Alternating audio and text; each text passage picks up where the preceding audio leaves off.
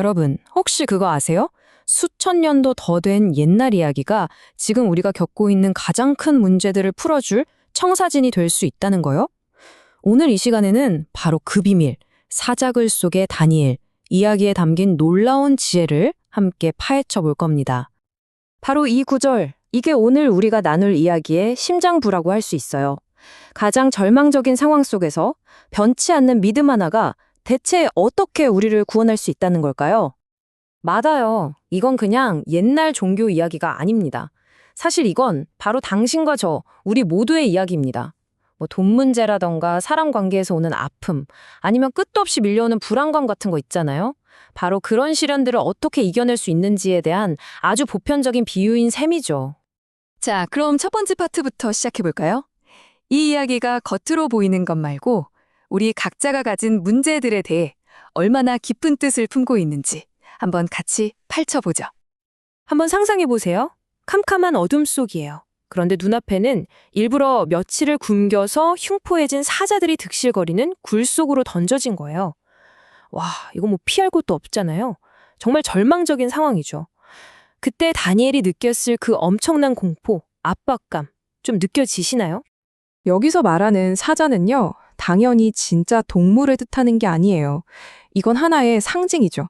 우리를 막 짓누르는 가난, 끝이 안 보이는 질병, 아니면 어떤 절망적인 상황처럼 도저히 내 힘으로는 해결이 안 될 것 같은 그런 거대한 문제들을 의미하는 겁니다. 자, 이제부터가 이 이야기의 하이라이트입니다. 진짜 흥미로운 부분이죠. 이런 절체절명의 위기 속에서 다니엘은 대체 뭘 했을까요? 그의 선택은요, 우리가 보통 생각하는 상식을 완전히, 정말 완전히 뒤엎어 버립니다. 이 화면 좀 보세요. 왼쪽이랑 오른쪽 차이가 확 느껴지시죠? 우리 대부분은 왼쪽처럼 행동할 거예요. 눈앞에 닥친 사자, 즉 문제에만 온 신경을 집중하고 그 위협에 완전히 압도당하죠. 근데 다니엘은 어땠나요? 정반대였습니다. 문제에 아예 등을 돌려버리고 오직 저 너머의 빛, 그러니까 해결책에만 시선을 딱 고정한 거예요. 이 개념이 정말 중요합니다. 잘 들어보세요.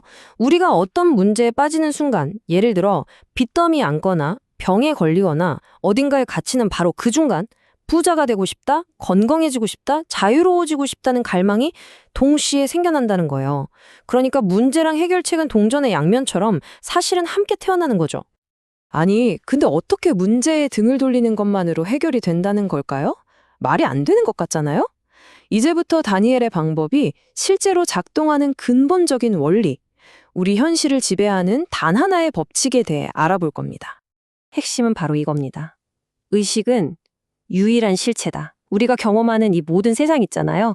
이게 사실은 우리 내면의 상태, 우리 의식을 비추는 거대한 거울일 뿐이라는 거예요. 이게 무슨 뜻이냐면 현실이 우리 의식을 만드는 게 아니라 반대로 우리의 의식이 현실을 만들어낸다는 거죠. 정말 놀랍지 않나요? 이 비유가 진짜 강렬한데요. 우리가 문제에서 관심을 딱 끊는 순간 그건 말 그대로 그 문제에 목을 베어버리는 것과 같대요. 그런데 여기서 중요한 게 있어요. 목이 잘린 뱀도 한동안은 꿈틀거리잖아요. 그것처럼 과거의 문제가 잠시 동안은 계속 우리를 괴롭히는 것처럼 보일 수 있다는 거죠.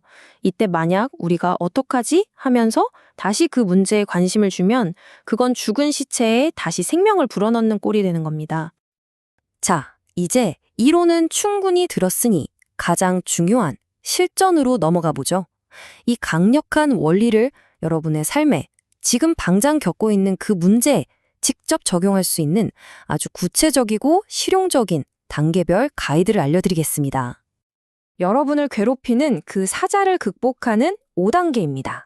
첫째, 내 문제가 뭔지 알았으니 내가 진짜 원하는 게 뭔지 그 해결책을 명확히 하는 거예요.